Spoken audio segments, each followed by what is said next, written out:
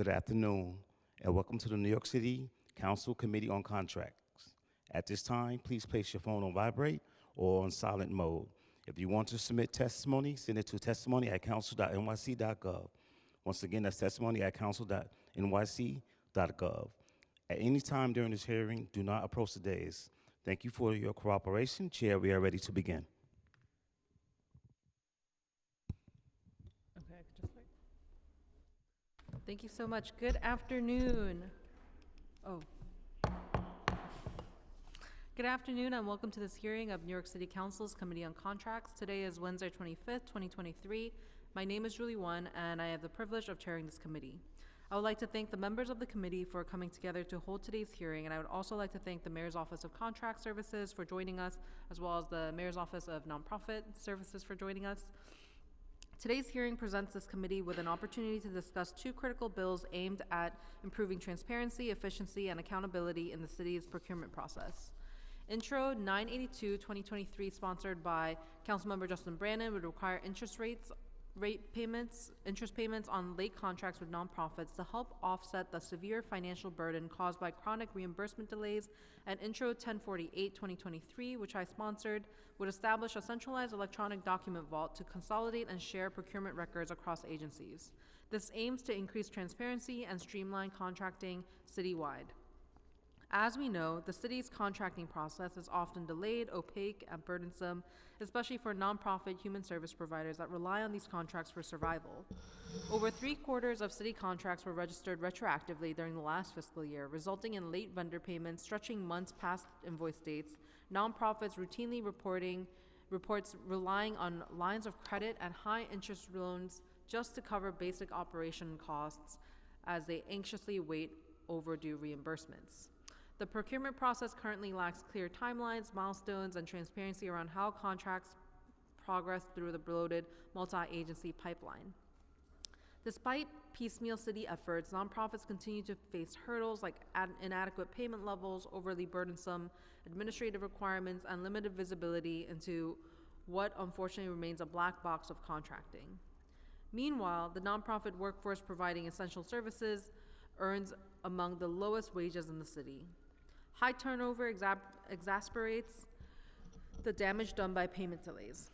Who bears the brunt of these delays? The most vulnerable New Yorkers, children, seniors, homeless New Yorkers, and more, who rely on nonprofits for food, housing, education, healthcare, and other fundamental services.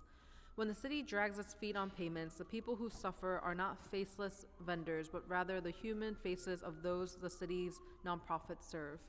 The two bills we are hearing today offer pragmatic solutions to begin easing these burdens on the nonprofits who continue to work for city residents. Interest payments would offset financial hardships from late contracts, and consolidating procurement records would streamline contracting and shine sunlight on the process. While these bills will not solve the problem entirely, they are important incremental steps on the long road of reform. I look forward to constructive feedback from the administration and advocates today to move us closer to a more transparent, efficient, and accountable procurement system. Before we turn things over to the administration, I would like to note that we have been joined by no council members yet, but we don't want to waste time, so we want to get started so that we're making sure that you can be on time as well and be respectful of everyone's schedules. Lastly, I would like to thank my committee staff, Senior Counsel Alex Polinoff, Policy Analyst Alex Yablon, Finance Unit Head Florentine Cabor, and Senior Financial Analyst Nia Hyatt for all their hard work putting this hearing together. I'll now turn over to our committee counsel to administer the oath. Would all members of the administration testifying today please raise your right hand? Do you swear or affirm to tell the truth, the whole truth, and nothing but the truth during your testimony today, and to respond honestly to council member questions? Thank you. You may begin when ready.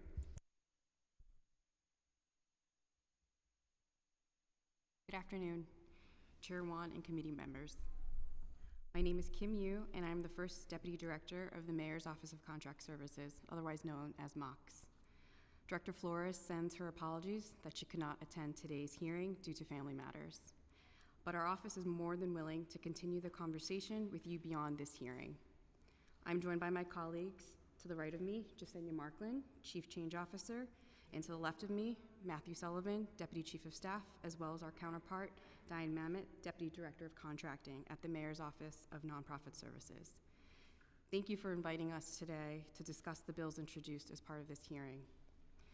As we have shared, a top priority for our agency continues to be making the city a better business partner, particularly to the nonprofits who deliver the essential services that help sustain our city over the past few years. This work has been guided and informed by the recommendations from the Joint Task Force to get nonprofits paid on time, and has yielded several major reforms over the past year and a half that we believe will make a lasting difference in how the city contracts with nonprofits. We shared out a long list of these achievements in a communication to the sector in August, but I would like to highlight a few major ones. First, last year, the Clear the Backlog initiative resulted in clearing $4.2 in contract dollars of unregistered contracts and amendments over the course of a 12-week sprint. And we continue to clear most of the $7 billion by the end of 2022. For fiscal year 2024, 81% of human services contracts beginning July 1st were submitted to the Comptroller ahead of the new fiscal year, a near 25% increase from the prior year, despite a major increase in contracting volume. As of this month, we have reached 99% submissions for this portfolio. In working with the City Council, we have found a major time savings through the implementation of multi-year base contracts for City Council discretionary awards, which allow repeat awards to access funding without going through the full procurement process each year. We estimate a 9-month reduction in cycle time for out-years awards after the first year of implementation. We've amended the standard human services contract to include language that would provide an allowance for increased funds beyond the contract maximum to a certain threshold. This alleviates the number of amendments that agencies and providers need to process, which will speed up cash flow. We also increased the threshold for Financial Control Board reviews of mayoral contracts. The threshold for FCB review on new contracts was increased to $50 million or more. We anticipate that this will remove weeks from administrative processing time for applicable contract actions. And there are many other accomplishments to date which will have a tangible impact on our business process. We would be happy to set up a time to brief you and your staff more fully on this work. We have led to overhaul the city's procurement process. Turning to the focus of today's hearing, MOX generally supports the goals evident in the legislation, holding agencies accountable for timely payment to nonprofit organizations and using technology to make contracting more efficient. This spirit of accountability was a catalyst in the launch of our data transparency portal, Passport Public, which provides unprecedented insight into the city's main procurement system through data analytics. Intro 982 would require interest to be paid on late payments under city contracts with nonprofit organizations. Our mission at MOX is to facilitate on-time registration through every tool available to us: policy, process, and technology. In alignment with this effort and pursuant to PPB Rule 412, we provided summary data on the timeliness of agency contract submission in this year's annual indicators report.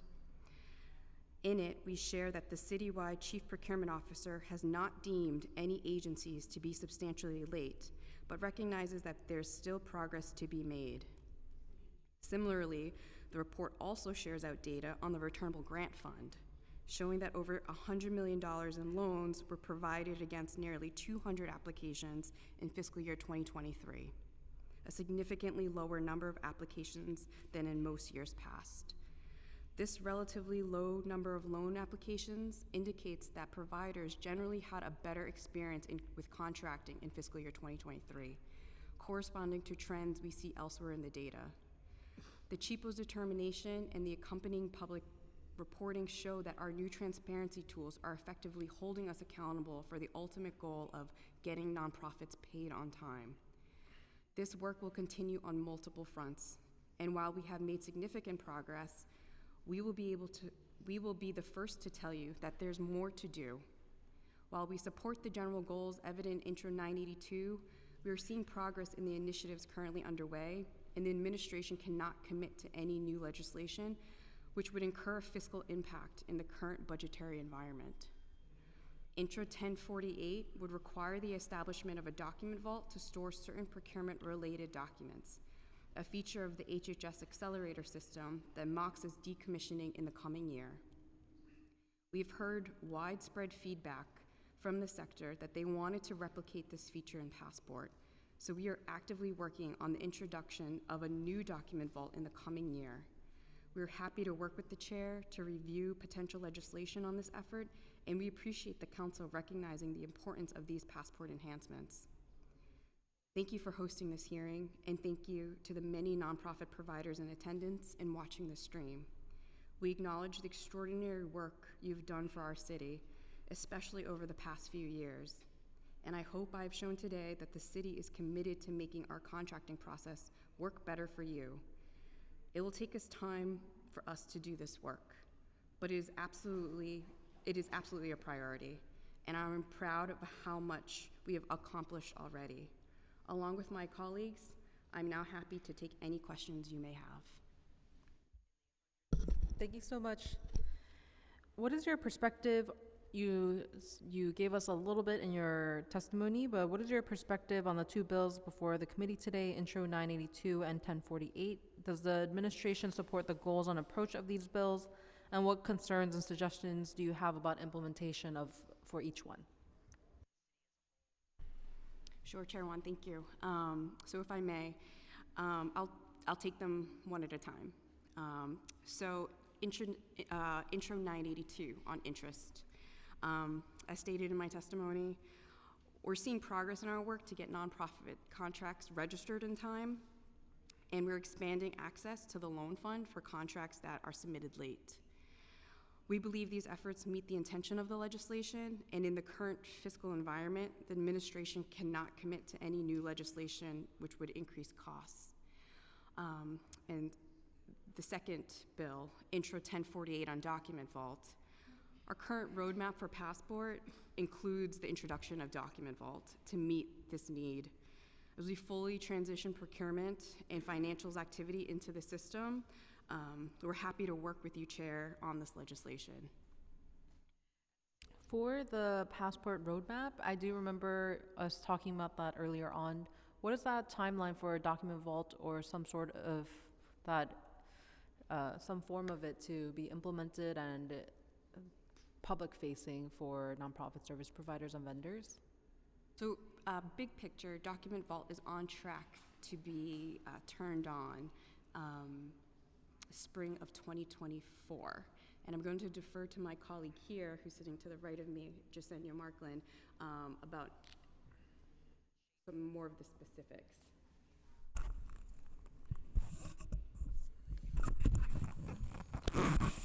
Thank you, Chair Wong. Just so that you know that this will be available spring of 2024, we're currently in the process of transitioning and initiating the migration from Accelerator beginning in January of this year for health and human services agencies. And along with that process, we're also training both vendors, all of the nonprofit providers, and the city agencies that are supporting them in order to prepare for what's coming. So in spring of 2024, as my counterpart stated, we are fully on track. We are in the process of also conducting roadshows with the provider community so that they too are aware of what's coming and what the implications would be to their portfolios. For the agencies that you're referring to, are all the agencies of the city government or do city government work that have city contracts, for example, like DOE, will they all be part of Document Vault as well for this version of Passport? So all city agencies that are utilizing Passport will also have access to Document Vault. It was introduced because of the human services providers, but it will be accessible to all agencies. Okay, so DOE will be part of the The contract portfolio that is currently in Passport will have access to Document Vault. Okay, which means that it's not going to be all of DOE's contracts. That is correct. Are there any other agencies that will not be fully on Passport and Document Vault that human service providers should be aware of? At this time, DOE is the only city agency that do not fully utilize contracts for human services contracting. Okay.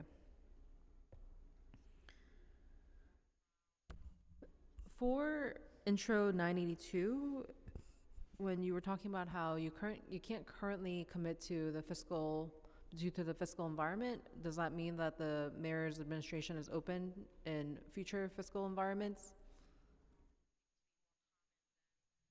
So thank you for that follow-up, Chair Wan.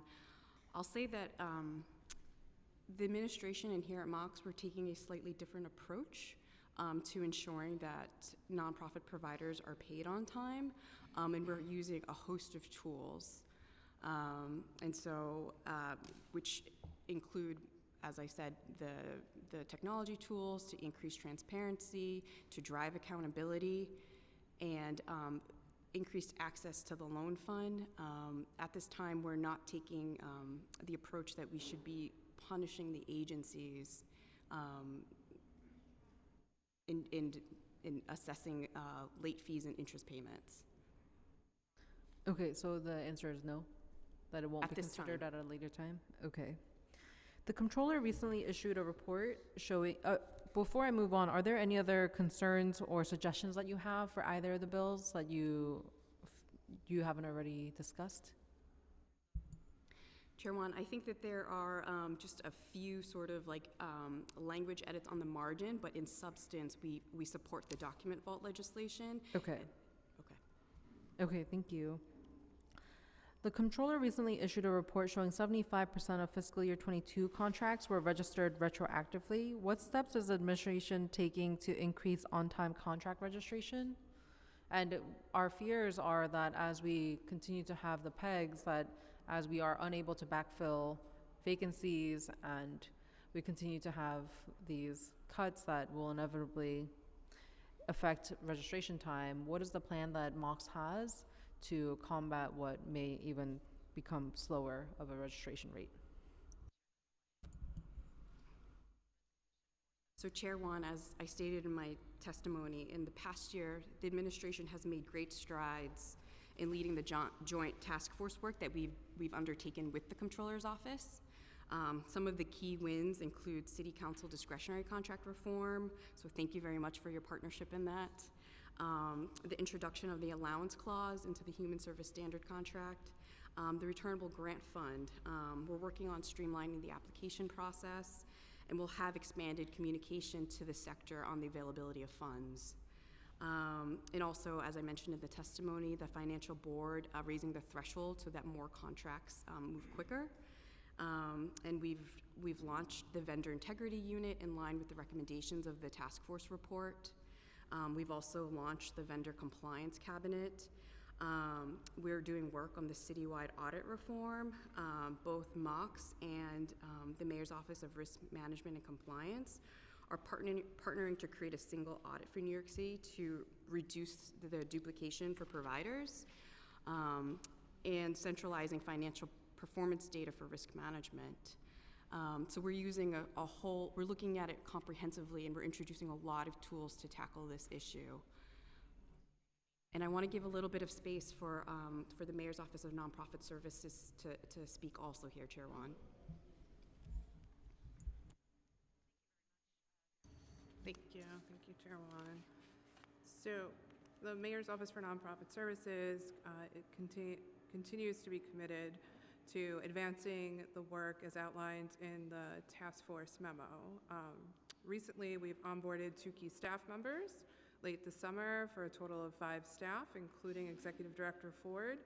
So as of October 30th, we will have 5 staff on board.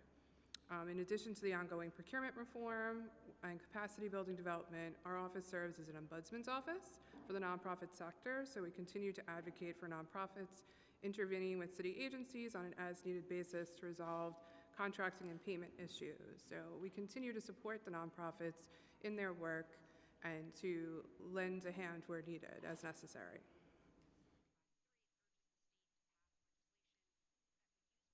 In addition, Could I just jump in yeah. to add one more thing that, as First Deputy mentioned, for FY24 timeliness, we did hit 81% on-time submissions for this current fiscal year.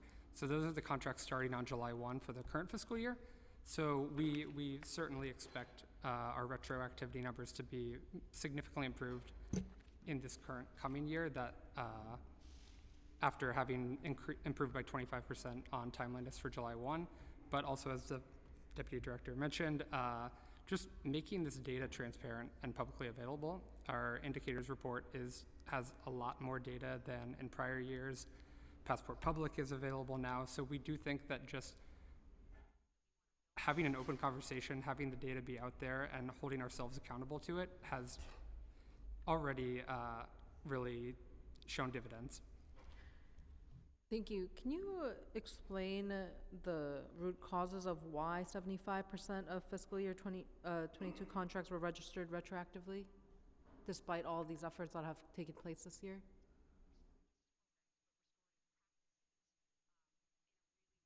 I think so. As Director Flores has mentioned previously, really when we undertook the Joint Task Force work, we see the procurement process has built up layers and layers of policy and regulation over decades since the 1980s. And whenever a new thing is added, we don't often think, is the old thing also still required or redundant or potentially duplicative in terms of the policy and process infrastructure around procurement.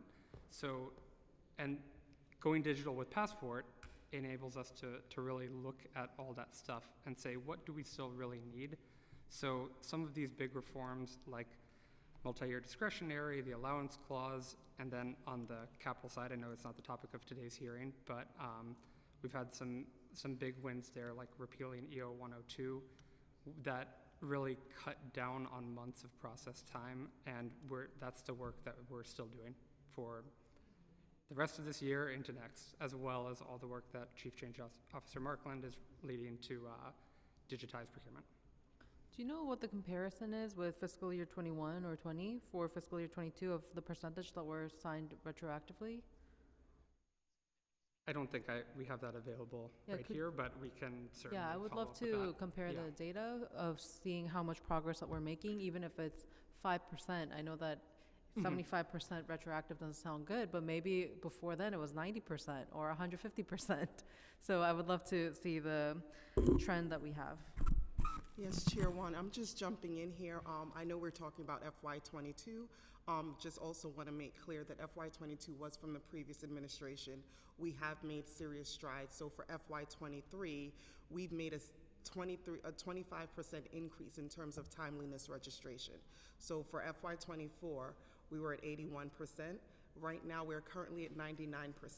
For FY23, we were at 60. I don't want to misquote, but it was a 25% difference increase. So we have been steadily making strides to improve. Okay, that's great. We would love all that data so that we can share with our nonprofit partners.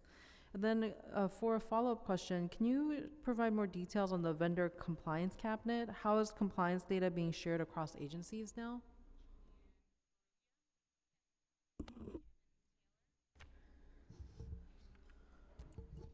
Chair Wan, big picture, the vendor compliance cabinet is something that the administration has kicked off and is a work in progress. We really wanted to focus on the subject matter of these two bills that are being introduced, so I'll have to get back to you some more specifics on the vendor compliance cabinet and also have the team that's leading that work available to you. Okay, sounds good. Thank you. Nonprofits report that even when contracts are registered, reimbursement rates often only cover 80 cents on the dollar for programming costs. How is the administration addressing the issue of underfunded nonprofit contracts? Thank you, Chair Wan. For this one, again, I'll defer to the Mayor's Office of Nonprofit Services. Thank you, Chair Wan. So the administration is committed to investing in our nonprofit partners. We've implemented several key initiatives to address this issue. Through the Indirect Cost Rate Funding Initiative, the city acknowledges and pays for critical indirect costs in human service contracts. This means that nonprofits are being paid for their actual indirect operational expenses. The option for recertification after the initial 3-year effective date remains available and ongoing. So this is an ongoing commitment. Additionally, an established indirect rate can be used in RFP proposals. Another initiative that addresses the issue was the Workforce Enhancement Initiative. The FY24 adopted budget included $40 million in FY24 and increases to $90 million in FY25. in new funding in human service contracts. This is in addition to the $68 million Workforce Enhancement Initiative that was baselined in last year's budget. Funding was made available for this initiative through the new allowance clause, which amended the standard human services contract to include language that provides an allowance for increased funds beyond the contract maximum to a certain threshold. So we continue to make investments in the sector.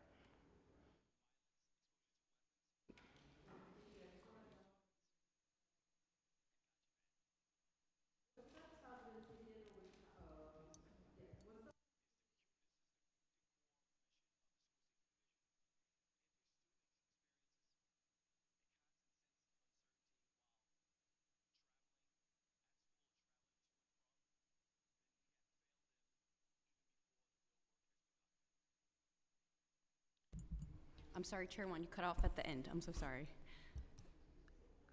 Which recommendations does the administration see as the highest priority for the ones that have not been implemented yet for the next fiscal, for the rest of the fiscal year and the next year to come in 2024, and what currently has been completed and implemented from the Joint Task Force? Sure. For this one, I'm actually going to turn it over to Matt, just to get us started. Yeah, I think First Deputy Director, you listed off a lot of the big ones that we would like to highlight, particularly multi-year discretionary in partnership with the council, which really saves months of time for council discretionary awards, and then the allowance clause, which will reduce amendment volume going forward. Looking forward, the big things, I think, really some of the passport enhancements that our Chief Change Officer has spoken to is a big one that we see coming up in the future, as well as launching ContractStat. And I don't think we have the full list of every single recommendation in front of us, but happy to look at that and send kind of a status update later. Anything else you want to add? Okay. No, I think that takes care of it. Thank you, Chair Wan. Thank you. Has the administration established specific timelines and deadlines for each stage of the procurement process as recommended by the task force? Thank you, Chair Wan. This issue has come up from time to time. So while the administration agrees with timeframes, that they're useful performance management tool for contracting agencies, the administration in MOX, we just want to make sure that the time frames are supported by data and they reflect realistic benchmarks. So this work continues to be underway. Do you have an estimate of how much longer you'll be collecting data to establish the timeframes that the task force has recommended for themselves? So I'll say that it's going back to the sort of like comprehensive overall approach and like really using the technology tools to drive the conversation. I think one of the things that we are looking forward to this fall, winter, and then also spring is really having those conversations and using those technology tools. How many years has Passport been implemented now, total? So high level, I will say, and I'm gonna lean on my colleagues also. Passport has gone through many iterations, and we're going to be in our 5th release this fall. I want to say Passport Release 1 was certainly the prior administration, and maybe 8 years now. Okay, so that means that we have 8 years of data digitally, in addition to data that may be on paper from the history of time of New York City government. Is that not enough data to establish timelines now? It's a good question, Chair Wan. And so within each phase of the releases on Passport, there's been an incremental, there have been chunks of the overall procurement process moved into Passport. So it wasn't as though Passport year 1 in 2017, 2018, that all the data was there. It's just really, I will say, since Director Flores took the leadership role at MOX, that we've really honed in on focusing on the data, developing the data tools, and having the conversation around the data. And the administration has also doubled down on this with the Mayor's Office of Nonprofit Services, but also allowed Hi, Chair Wan. I just wanted to jump in here. For the most part, ContractStat is the tool that we know we're developing it to be the powerful tool so that we can be much more surgical and utilize the data in a way that is meaningful to be able to adhere it to these timeframes. Understanding that with the data, though Passport was launched in August of 2017, the level of data that we're gathering now, it's not the same. It's a mismatch of data. So under Director Flores' guidance, we've established new tools, new processes, new systems to be better able to tell this story, to understand what should inform the timeframes that we would like to adhere to based on what the Joint Task Force has recommended. Okay, got it. So what you're telling me is that even though Passport was first launched 8 years ago, but it wasn't until 2017, fall or winter, when it was fully operational, covering all of the needs that the city has? So I can help. So sourcing into registration went live in a soft launch 2020, really has not been fully, so basically about two to 3 years of full-scale use for sourcing to registration, which is really the data that is going to inform the sort of timeframes you're talking about, of how long does it take for an agency to complete the sourcing phase, how long does it take for vendors to respond, and what are the comparison, what are the industry differences, what are the contract value differences. So going through kind of all that stuff and how we define those milestones and then how we extract the data from the system, it is a lot of work. We've gotten to a good place with a kind of reporting tools that will eventually feed into ContractStat to have an informed conversation about those timeframes. But there's still much more work, and then we have new functionality rolling out over the course of the year. So, it's tied to what is being used at that time and how long it's been used, and then how can we develop the reporting tools to really have reliable data that informs this conversation. So do you have a benchmark for mocks of when you believe it would be enough of an aggregated data set that you could say safely that you can move forward? Is that 5 years for you? Is it 10 years from you? Well, I think we're at a place where we're ready to roll out ContractStat in the coming months, so that's kind of the starting point, and then we'll keep iterating from there. I want to acknowledge that we've been joined by Councilmember Joanne Ariola. With the current announcement of the 15% PEGs, how does this affect the timeline for Passport and CouncilStat rollout, if any, for the costs associated with it, along with the consultants and other vendor costs? So you cut off a little bit at the end, Chair Wan, but I will. I'll start. And then if my reply is not fulsome enough, please. So I'll say on behalf of the administration, and then also reiterate what the mayor has said very publicly. We are in a fiscal crisis, and so every single agency, as you know, has been asked to take a PEG, and there will be more PEGs. And how that impacts our day-to-day work, including Passport, that's still developing. So that is really where we are. I think there are going to be more details to come, and this is going to develop, but it is not, everybody is going to be impacted, us included, and the nonprofit community also. I know that every single agency is doing their PEG exercises for the November plan, which is just around the corner. So do you have PEGs or costs for Passport and CouncilStat included in your exercise?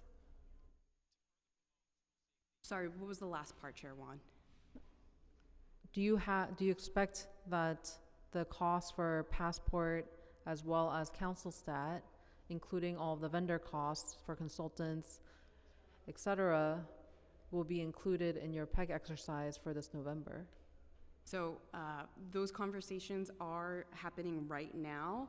So we have tried very much to protect our core work, which is Passport. So we've tried to trim away things so that we aren't impacting our core operations. So, but only time will tell. We are having those conversations right now.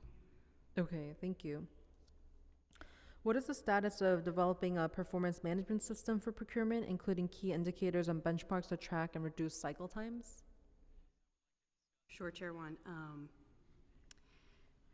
So transparency and accountability are core values as part of the administration at MOX.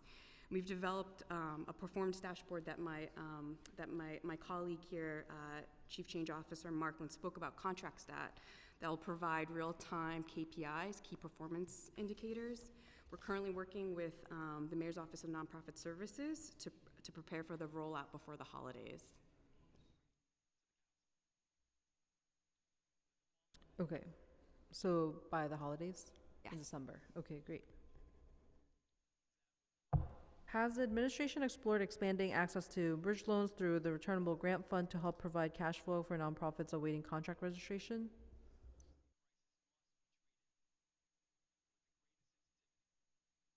So Chair Yuan, I just want to restate the question just so that I'm being responsive to you. I think you're asking me about the returnable grant fund. Is that right?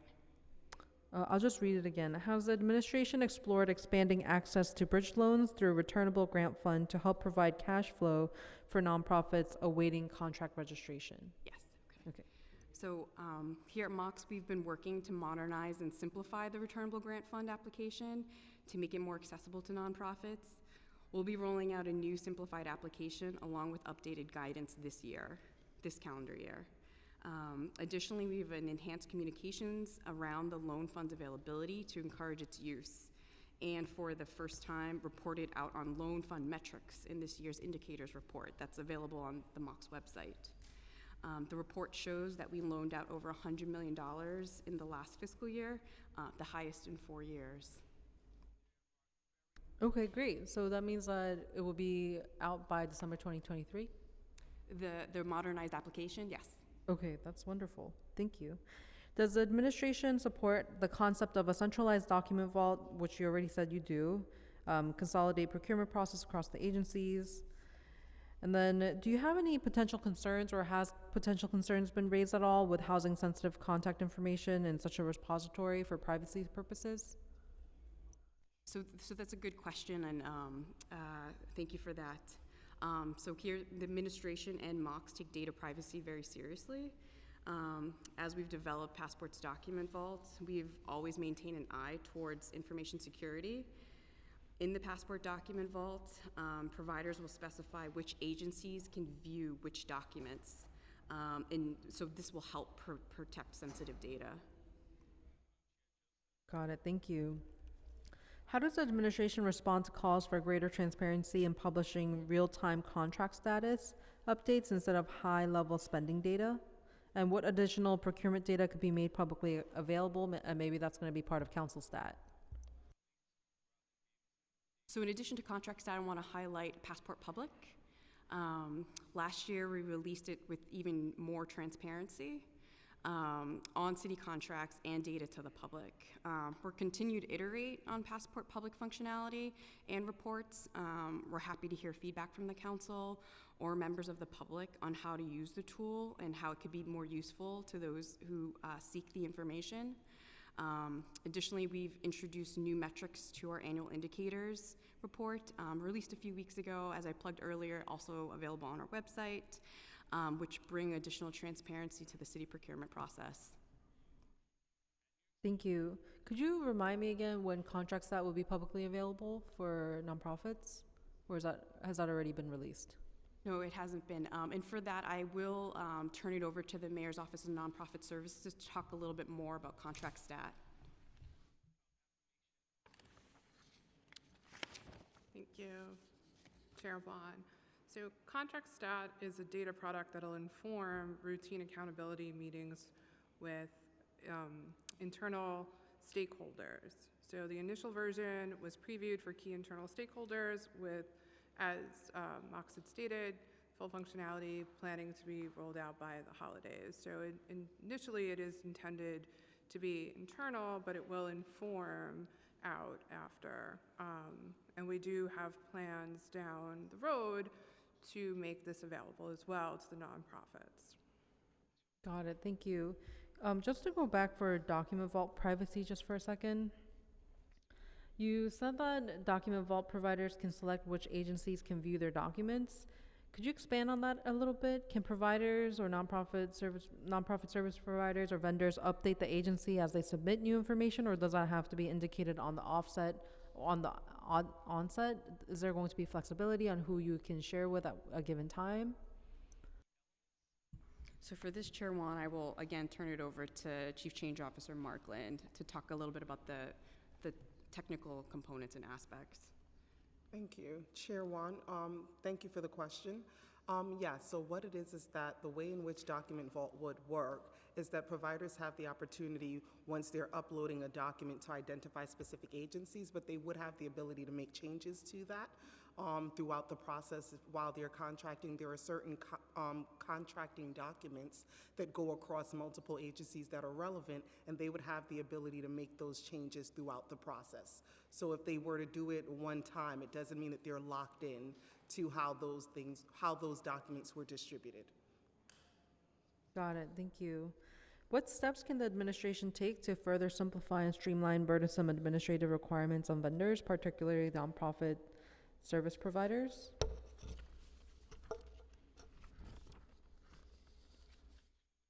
So thank you, Chair Wan. For this one, I'll turn it over to Matthew Sullivan again. Yeah, no, I think this goes to the earlier point about kind of continuing to review layers of rules and regulations and internal policies, laws, for any opportunity to streamline the process. And I can tell you we're doing that every single day as part of the passport work and the task force ongoing work. For the policies that you're referring to, would that have to be legislated to amend the existing law, or is it internal policies that can be changed internally? It's a combination of both. Okay. So for external policies that have to be legislated, please let us know so we can legislate them away. Happy to work with you. Does the administration have concerns with mandating interest payments on late nonprofit contracts? If so, how can we improve timeliness while avoiding penalizing agencies? So thank you, Chair Wan. I'll sort of take that in parts, if I may, and I will refer a little bit back to the testimony also. So again, the work we do every day gets to the goal of paying nonprofits on time. We believe our current work through rule reform, technological enhancements, and more gets to the same goal. And we're also expanding access to the loan fund, as I mentioned before, in the case of contracts that are submitted late. We believe we're seeing progress. Again, I mentioned this in the testimony. The CHIPO determined no agency was substantially late in fiscal year 2023, and our performance in fiscal year 2024 timeliness, 81% on-time submissions that Chief Change Officer Mark Lind spoke about, shows a positive trend. But again, I will go back to, because it does introduce a fiscal requirement, we're just unable to commit to it at the time due to the budgetary environment. Yeah, it's just hard because as the nonprofits are suffering financially for them, and they're also under the same fiscal environment because they're reliant on us to pay them on time, it's hard because there's no enforcement mechanism or any sort of accountability for these agencies that are continuing to be delinquent in their payments or in registrations for these nonprofits. So if it isn't going to be mandating an interest payment for late nonprofit contracts, we have to find another way where we're keeping agencies accountable, because I don't know how many more times I could go back and forth with Director Ford, and we're both frustrated at the amount of money and the amount of nonprofits are continuing to struggle, saying that we will have to close our doors or we will have to lay off X number of people because we just don't have the money on time. So I hope to continue to have these conversations with you. Does the administration commit to fully fund indirect cost rates for human service providers? And what is the timeline for implementing this? So for this one, Chair Wan, I'll defer to the Mayor's Office of Nonprofit Services, if I may.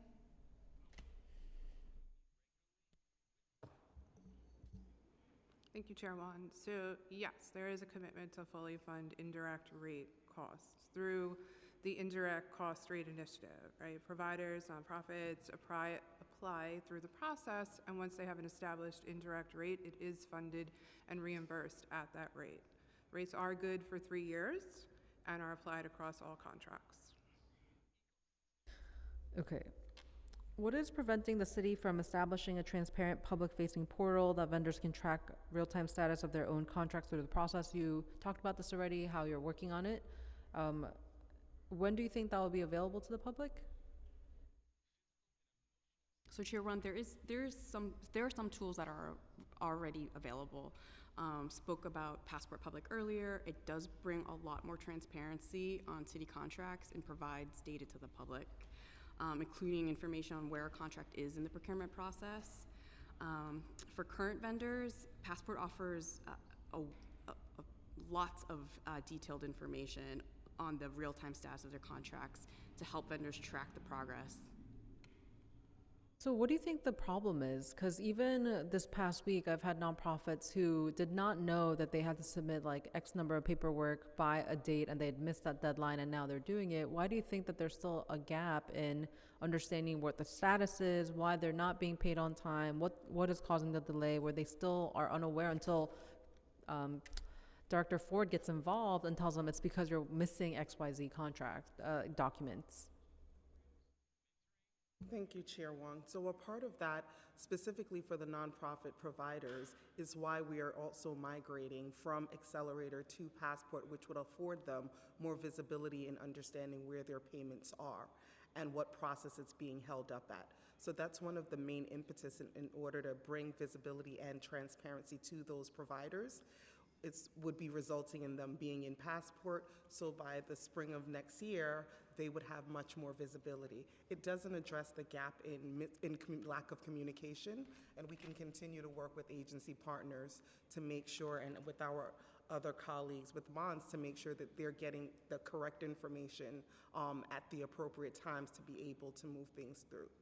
Is there any way that we can automate those messages? Because I remember when we reviewed the current Passport system, and it wasn't exactly a pizza tracker, but there is some sort of timeline where you can track where the individual is in that status. So if someone is caught up and they don't have the digital awareness to find where they are for themselves, is there any way in the system where we could have an automated ticket or an automated message that goes out to the nonprofit service provider saying you did not complete XYZ form and therefore it's not going to be moving forward until you submit them, instead of having a human being, especially in this fiscal environment where everyone is working with less people, to notify all these nonprofits who are waiting and they're just sitting in the dark and have no idea what they're supposed to do.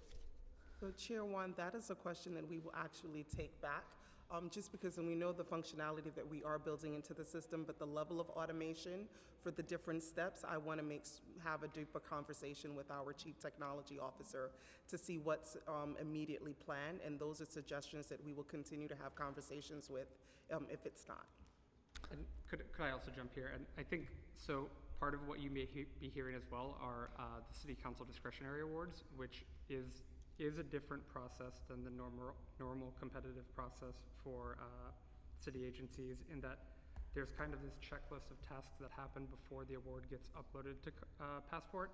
So clearance by council, they have to complete a capacity building training. We tell them, we are very communicative of what the requirements are, but I think it's not always the clearest for providers, especially the kind of very small nonprofits who are getting small awards. So again, we're really happy about the multi-year reform, but we do think there's room for further reform in this area, and happy to work with you as always to kind of demystify the process a little bit more. I definitely hear you on the council's blackball process, but that's not what I'm referring to, because the ones that I work directly with your team and Director Ford on are for millions of dollars for contracts with DOICD and primarily MOCJ that has been transferred to DOICD and other agencies, sometimes DCLA, DFTA, that are for a very large sum of money that has been caught up in the system for more than 3 years now. So it's for a larger sum of money that people are fighting for. I think there's room across the board for more transparency, so defer to what Because Chief the Change Officer- council discretionary amount, like you said, it's such a small percentage of the contracts that the nonprofit service providers reach out for in comparison to the larger contracts that they're getting directly from the city. Yeah, I think we get these questions all the time from kind of both groups as well. So, and helping to demystify the process is a core goal of what we're doing. Did you want to add something else? The only thing I would add, Chair, and thank you, I think, all across, this table here, I think we're just committed to making sure that we increase communication and transparency to those who provide the services to the city. And we do that in a variety of ways, technology being one of them. And then we've certainly take back the automatic alerts, but then also we've sort of gone back to basics and it just really is having somebody to be responsive on a phone call, and we are doing in-person trainings, and we're also doing webinars. So there's a whole slew of tools that we're trying to use to really get at what you're flagging here. Yeah, because I don't know how we would fix it, but even for example, for childcare providers, we have a childcare provider that is continuing to provide 3K and 4K as well as childcare for infants in their facility, yet they have not been paid since 2020. So it's a huge problem that we're seeing across the board, and we want to make sure that it's resolved. And a lot of these, when we follow up, Director Ford usually tells us they're just missing this one document, and we're like, oh wow, I wish and then the people are frustrated, and they're like, oh, if we knew 3 years ago, then we would have gotten paid by now. So we just hope that there's some sort of way where we are either automating the alert to tell them that they are missing a document, or we have some sort of team, I guess, that has to do all these calls, like a hotline every single day, because it's going to be massive. So I don't know how we manage it. But my next question is, the procurement process lacks enforceable deadlines and accountability mechanisms. What is the administration doing to strengthen that oversight and compliance with timelines, especially when a timeline does not exist? So, yes, as mentioned earlier, we share and agree and are aligned on the goal of setting timeframes for stages of the procurement process. We really want to have the conversation with the data backing to make sure that the timeframes that we set are appropriate. And as mentioned, with contract stat rolling forward in the fall and winter and even beyond into spring, and with Passport Public, those conversations are well underway. For Passport Public and Contract Stat, when you have the document vault built in for Passport, it's going to be within Passport, right? For document vault, would that help with a lot of these missing documents, or would it still continue to be issues for folks? Thank you, Chair Wong. I think a part of it that will help to mitigate some of those concerns, because they'll have one place, one repository, and not be juggling two separate systems. So I think that was also contributing specifically for human services providers, was they're managing in both Passport and Accelerator. Now moving to the one system with Document Vault, they'll have greater access and ease. We're also updating the user interface for Passport. Again, hoping to make sure that it's easier to navigate. The ongoing communications, the ongoing road shows, we have several initiatives at MOX in which we meet the vendors where they're at, so that we can kind of bring that information to them. A big portion of why Director Flores wanted us to host the road shows was to make sure that we were getting directly to the providers and not just relying on agency partners who are working extremely hard to shepherd the message. But we too want to be supportive in that way to make sure that they're getting the information and that it's readily accessible.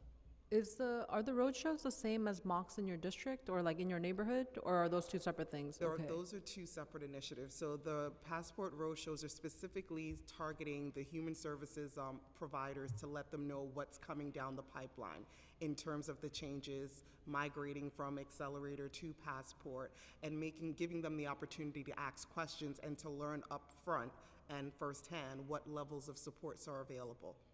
That's great. Are the roadshows happening in every borough, or? For the most part, most of them have been digital. Oh, So they're okay. virtual, so we're doing virtual, hybrid, and in person. It's dependent on the strategic partners and the preference of the providers. We're making ourselves accessible to them.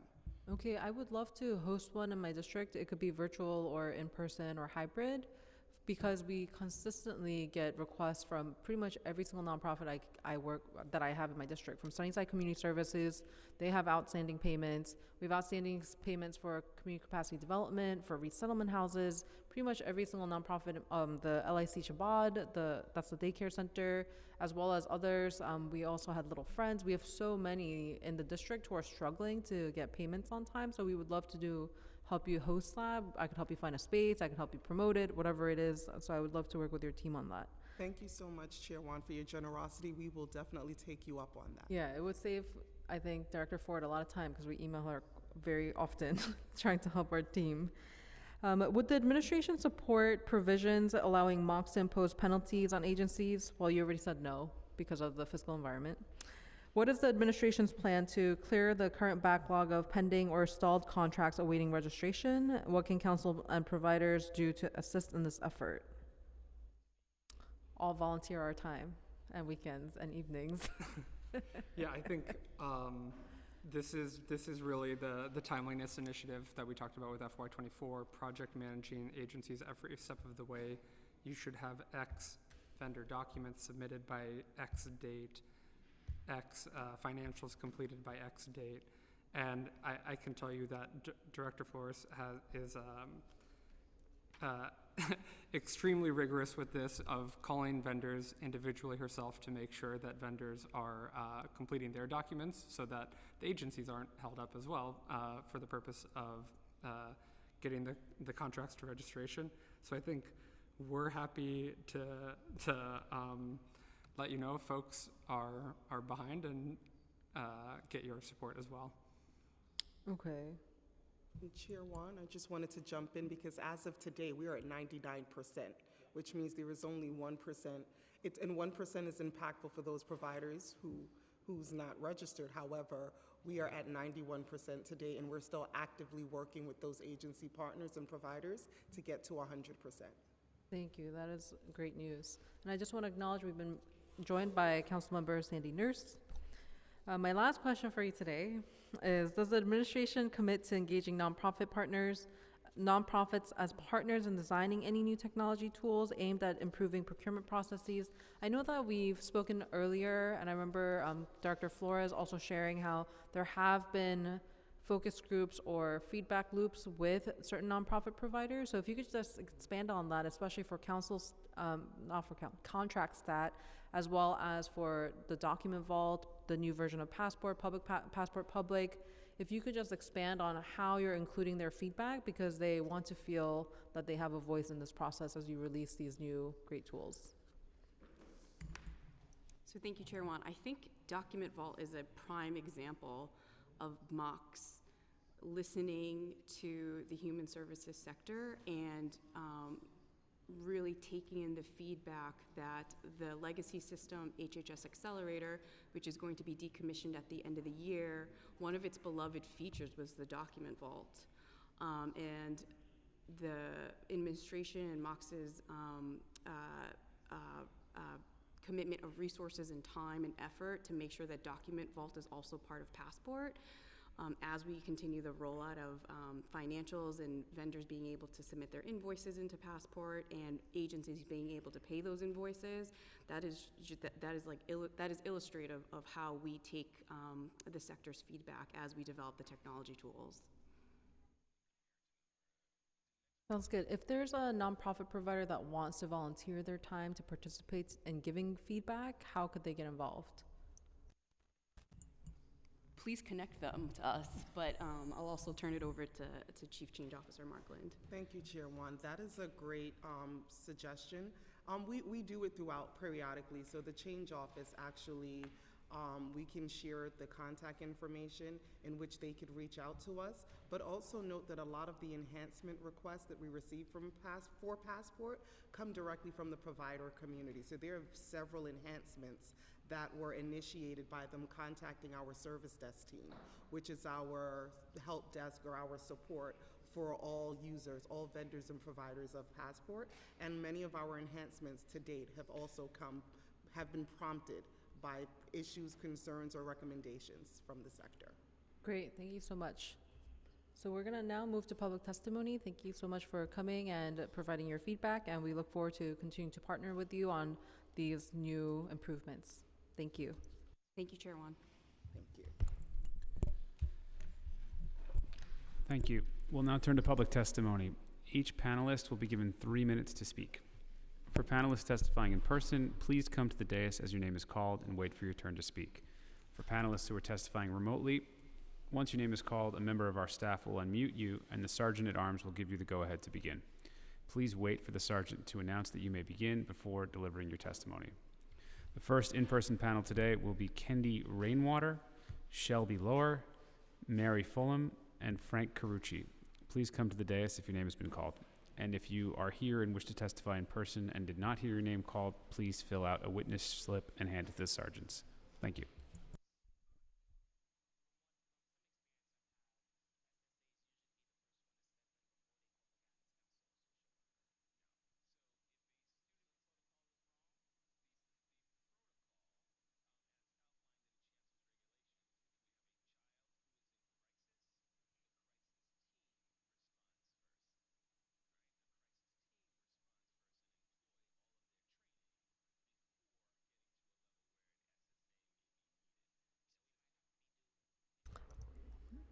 Hi, everybody. Thank you so much for being here, and then we can start to listen to your public testimonies, whoever wants to start.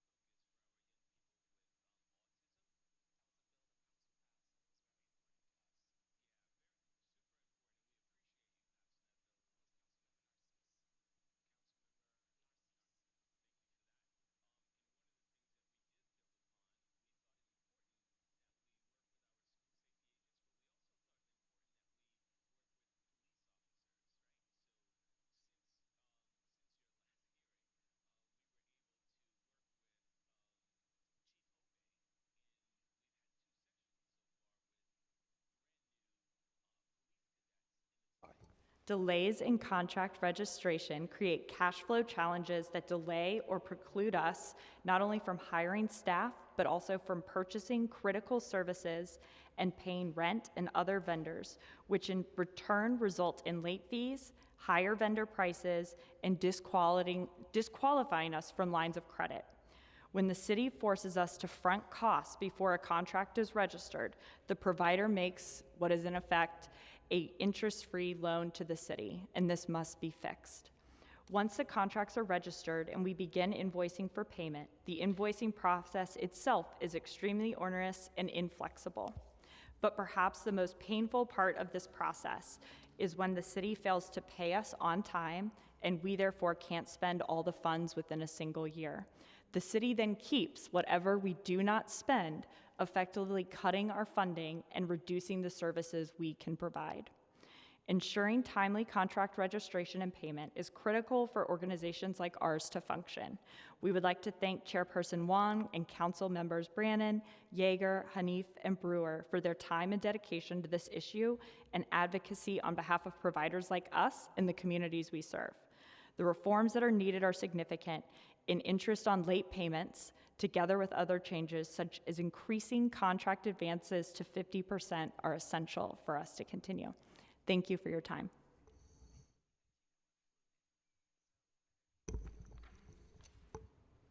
Is it ready? All right. Thank you, Councilmember Wan and members of the Committee on Contracts for the opportunity to testify. My name is Shelby Lohr, and I'm here on behalf of the Daycare Council of New York. The Daycare Council of New York is the membership organization of early childhood provider organizations in New York City. DCCNY supports its member organizations and New York's early childhood field at large through policy research and advocacy, labor relations and mediation, professional development and training for early childhood education directors and staff, and referral services for parents looking to find childcare. DCCNY member organizations provide early care and education at over 200 sites in neighborhoods all across the 5 boroughs. Most DCCNY member organizations work with contracts with the New York City Public Schools. DCCNY member organizations also provide early childhood education through privately funded programs in the Federal Office of Head Start. DCCNY member organizations operate in all 5 boroughs and employ over 4,000 New Yorkers. Late payments continue to put New York City's early childhood education providers at risk of closure and in a state of crisis. DCCNY visited dozens of provider sites over the summer, and we surveyed over 250 early care and education providers. Of those providers, 64% remained unpaid for previous month's services. That is, the majority of early care providers had to rely on personal loans and business loans to cover this payment gap. In interviews with DCCNY member organizations, we heard time and again that late payments added significant financial strain, particularly because providers must bear the brunt of late fees and interest incurred for the months awaiting NYCPS payments. Of the centers that had to bridge payment gaps, 25% obtained a business loan, 26% took out a personal loan, and other options providers sometimes took to help with costs included external grants and private funds. When these loans cover an entire payroll, the interest for even a single month creates a crippling financial burden, especially for the already resource-limited early care providers. Unfortunately, issues with late payments remain a core challenge to the operation of early childhood education facilities. This has been demonstrated through surveys and research time and again. In October 2022, DCCNY conducted a survey of 159 centers and family care child networks operating through fiscal year 2022 contracts. The survey uncovered that 29% of respondents had at least one unregistered contract. Only 13% of respondents were able to submit an invoice through Pre-Kids vendor portal, and 41% of respondents missed payroll or delayed vendor payments due to delayed payments from the Department of Education. There were also some research from C-Change on showing that there was a cumulative cash flow deficit of $464 million in city contracts when comparing the funds approved to invest in early childhood education and the funds received by providers. And 19 organizations had a deficit of $5 million or more. This crisis is causing missed payroll, forcing early childhood education committed staff and staff members to look for new jobs or to struggle to make ends meet, missed payments to vendors, missed payments for employee benefits, and it's generally something that needs some attention, and Daycare Council of New York really appreciates the City Council's work to ensure that child care providers are paid on time. On-time payment is crucial for the stability of New York's child care providers. So thank you so much for the opportunity to testify, and we're happy to answer any questions at the email address on the page. Thank you.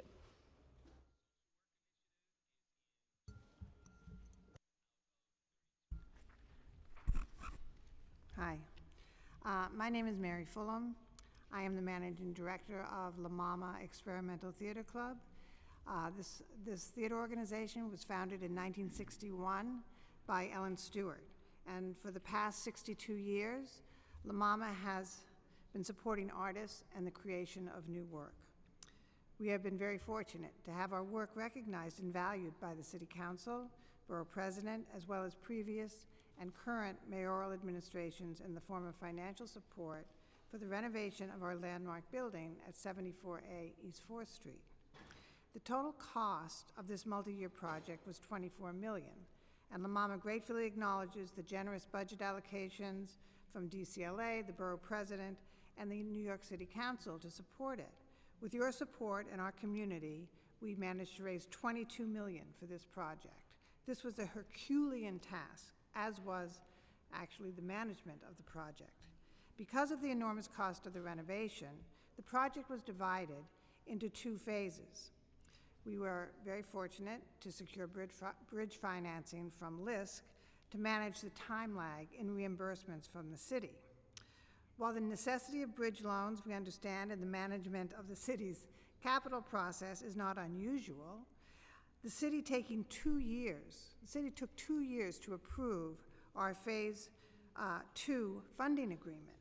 The delays in these approvals and in reimbursements for Phase 2 of our project allowed construction and financing costs to skyrocket during and post-COVID, which saddled La Mama with much greater debt than we had ever anticipated or planned for, further exacerbating the situation with the delayed payments for also Phase 2 requisitions. So, due to these delays, we now find ourselves in a dire financial position with a debt of over $3 million, and monthly debt payments will soon reach $60,000 per month. La Mama is a $3 million organization. So an organization of our size will not be able to sustain a debt payment like this and continue to be able to operate. We are in desperate need of financial support due to this debt. The irony, of course, is that the city's support for La Mama may very well have put La Mama's future in jeopardy, especially at this moment when art and artists can and must play a crucial role in bringing communities together. Had legislation such as Intro 982 been in existence to promote expedited payments to nonprofits, we don't think we would be in this situation. Therefore, we wholeheartedly thank this committee and support Intro 982 and any other reforms to the city's procurement and reimbursement processes that can be made in the future. Thank you so much.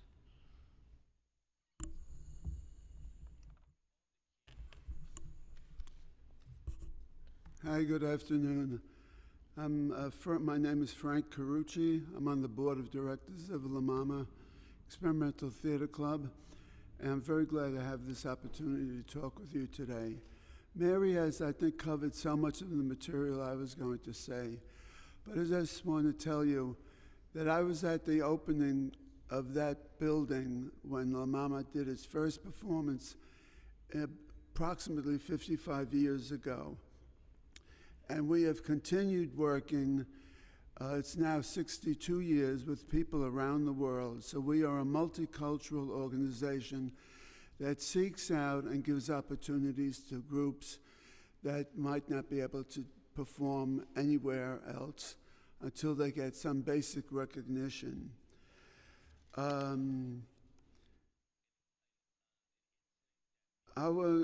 In our case, we were the beneficiaries, as Mary said, of a very generous capital contributions from the City Council, Manhattan Borough President's Office, the Department of Cultural Affairs, for restoration of our building on 74 East 4th Street. The renovation of our landmark building was a tremendous undertaking done in 2 phases over the years. But when we first got that building at 74, Ellen was given the opportunity to buy it by the Ford Foundation that provided her with the money. And it was a big step, but the first thing we did was put a roof on the building because it was an abandoned building. And then over the years, we had to correct a number of things until we realized the whole building had to be brought up to code and adhere to all the current standards that we were so lacking because of the condition we got the building in.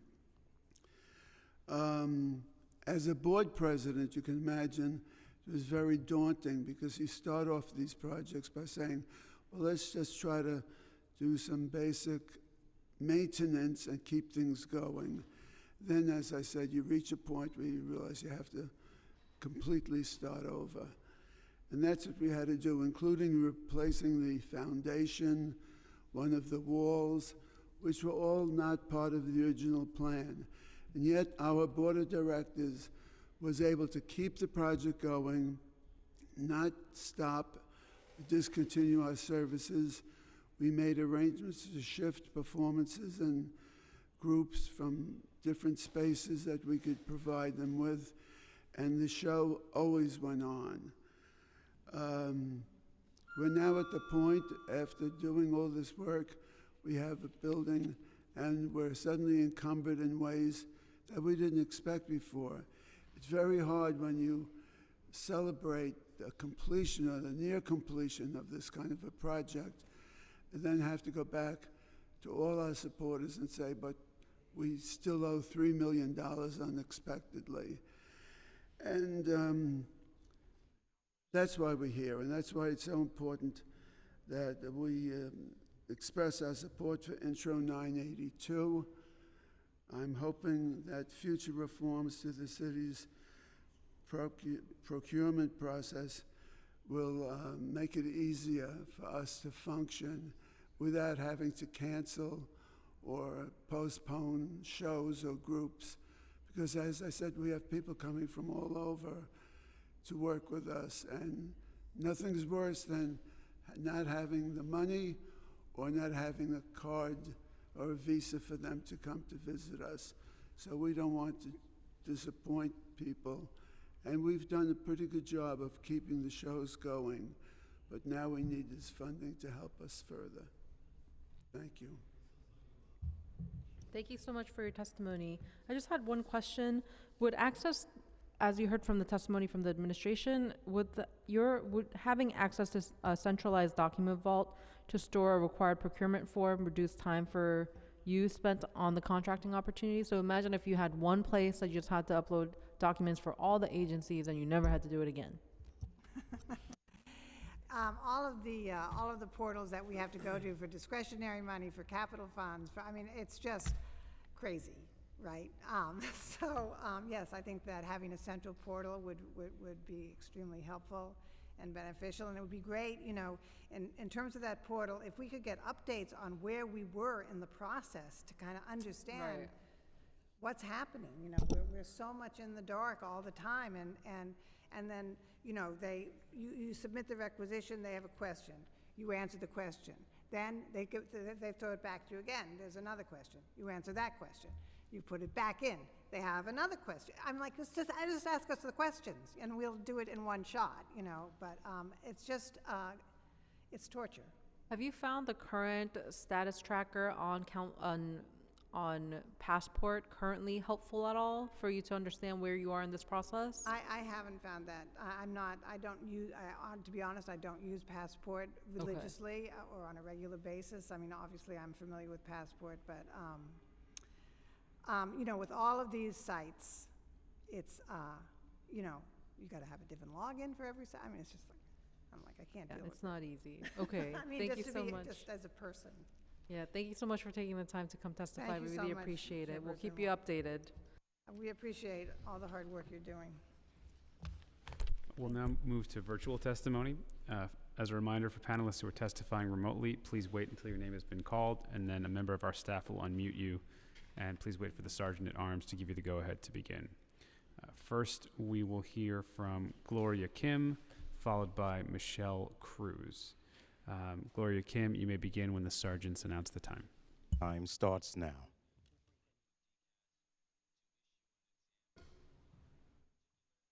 Good afternoon, Chair Wan and members of the New York City Council Committee on Contracts. My name is Gloria Kim, and I'm the Director of Policy Research and Impact at the Human Services Council, a membership organization representing over 170 human services providers in New York City. The government has transferred most legally mandated human services for New Yorkers to the nonprofit sector to save on costs, and as the sector is stretched to meet community needs, providers are met with chronic delays in payment, underfunding, and a lack of sincere collaboration to create meaningful and lasting interventions, which strips away limited resources. HSC supports interest to be paid on late payments under city contracts with nonprofit organizations. So we really thank the City Council for the commitment to procurement reform and understanding the chronically delayed procurement process that providers face. For too long, nonprofits have incurred substantial costs for service delivery before they have a legal right to be paid and are often forced to borrow to meet payroll. Interest payments on such borrowings are not reimbursable except in rare cases and must therefore be paid from reserves already stretched to the breaking point. It's imperative that any interest payment required by the contract agency is not taken out of program budgets. Although the current legislation is written to state the contracting agency must notify the council in writing as to why interest payments cannot be funded other than through program budgets, human services organizations are already facing severe underfunding while being asked to provide high-quality programs. The sector can't be asked to perform at the same level while providing increased services if these interest payments come out of program budgets. There also needs to be an incentive for government to pay on time, and if there's not an economic impact except to the community, that this may not be achieved. And as nonprofits struggle to borrow to make rent and salaries, this impacts the resources they can put into additional programming, strategic planning, and compensating the workforce. HSC supports the establishment of a document vault to store certain procurement-related documents. This is an important step in ensuring that Passport becomes a one-stop shop for all procurement-related needs, so that providers don't have to use multiple procurement systems. And as HHS Accelerator is decommissioned and Passport is developed to take over all procurement functions, HSC looks forward to the implementation of Document Vault for a more streamlined procurement process and better user experience. And although the Joint Task Force to get nonprofits paid on time took on a great effort in creating substantial reforms to address the procurement challenges that nonprofits face, there are still compounding delays in the contracting process that force providers to undertake costly borrowing to make payroll and rents, often accruing interest not covered by government contracts. Over the years, the sector has also seen real progress in contracting, only for it to unravel in future years. So current data of timeliness doesn't mean that it will span future years or administrations. Progress now does not speak to permanent solutions, and that is what the sector needs: permanent contracting solutions. City agencies aren't getting a deal by chronically underfunding human services contracts to balance the budget. It's further harming the low-wage workers the city relies on to keep these programs running while pushing community-related nonprofits into failure during a time of increased need. Thank you. Thank you, Gloria Kim. Next, we'll hear from Michelle Cruz. And as a reminder to anybody who still wishes to testify, if you are here in person, please fill out a witness slip and hand it to the Sergeant at Arms. And if you are here remotely, please raise your hand in the Zoom. Michelle Cruz, you may begin when the sergeants call the time. Time starts now.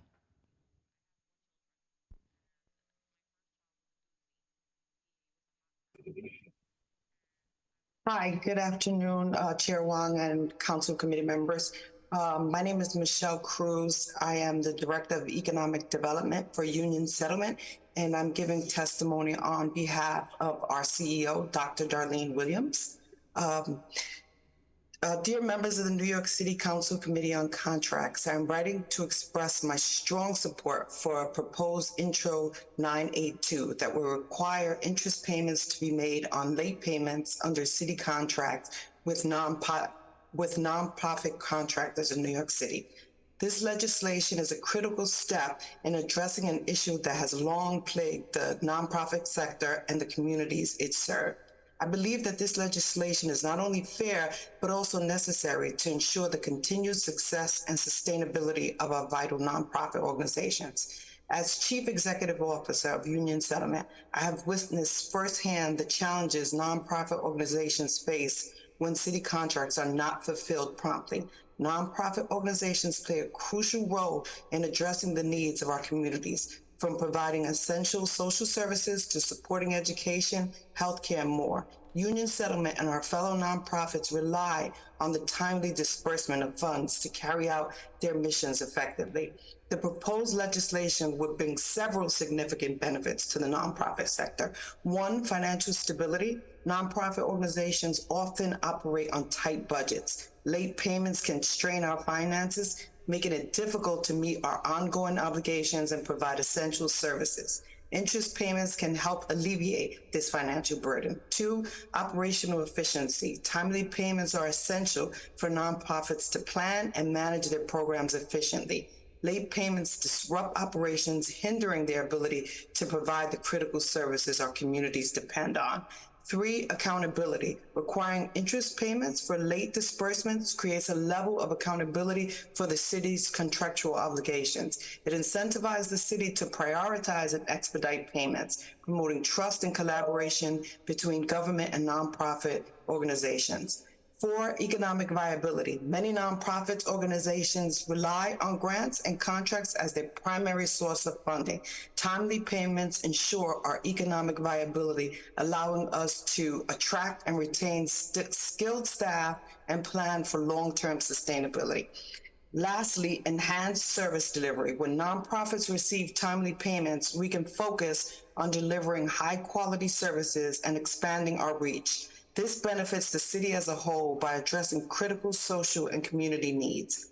In conclusion, I firmly believe that this legislation is a vital step towards supporting nonprofit organizations in our mission to improve the lives of New Yorkers. By mandating interest payments on late disbursements, we can ensure that organizations like Union Settlement have the financial stability and confidence we need to continue our valuable work. I urge you and your fellow council members to support this legislation as it is in the best interest of both nonprofits and the communities we serve. Thank you for considering my testimony, and I am ready to support this important legislation in any way possible and look forward to seeing it enacted for the benefit of our city's nonprofit sector. Thank you.